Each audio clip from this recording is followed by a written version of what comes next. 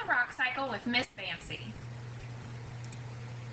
Rocks are naturally occurring combinations of minerals, fossils, or other hard materials. They are classified by the way in which they form. Throughout this presentation, you will see the different ways they form highlighted in red.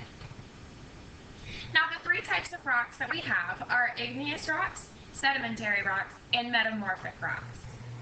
It's important to note that all rocks on Earth are locked into a system of cycling and recycling, and we call this system the rock cycle. Let's take a look at the rock cycle diagram.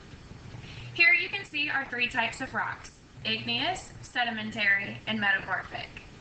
There's many different ways that they can change forms. One is weathering and erosion. Another is compaction and cementation. They could undergo heat and pressure. They can melt, or they can cool. Let's learn a little about each rock. We'll start with igneous. Igneous rocks were once molten, and upon cooling, the magma crystallized into solid rock. So it takes cooling to create an igneous rock.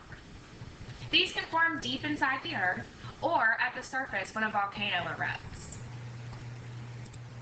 Next, we have sedimentary rock. These are composed of pre-existing rocks and minerals. A general characteristic of this group is the layering, because it's different pre-existing rocks and minerals combining together. They combine together through the process of compaction and cementation. Next, we have metamorphic rocks. These are rocks that have changed their form. They change by going under heat and pressure, and the pre-existing rocks will then change into a new form. It's very important to note that it does not melt to change the form. If it did melt, then it would become magma. Instead, the heat and pressure actually change the makeup of the rock and turn it into a different type of rock. Let's look back at the rock cycle diagram again. We talked about igneous rocks, sedimentary rocks, and metamorphic rocks, but they do not have to go in that order.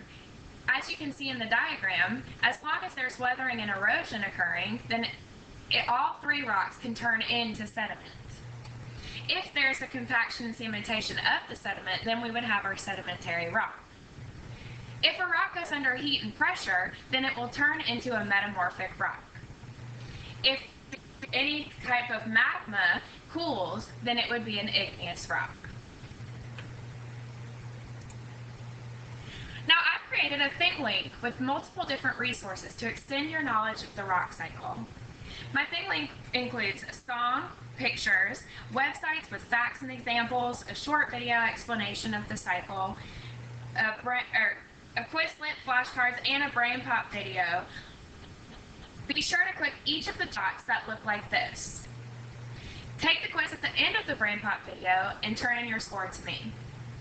You can find the ThinkLink by following this link right here, or using your QR scanner on your tablets. It'll pull up that way.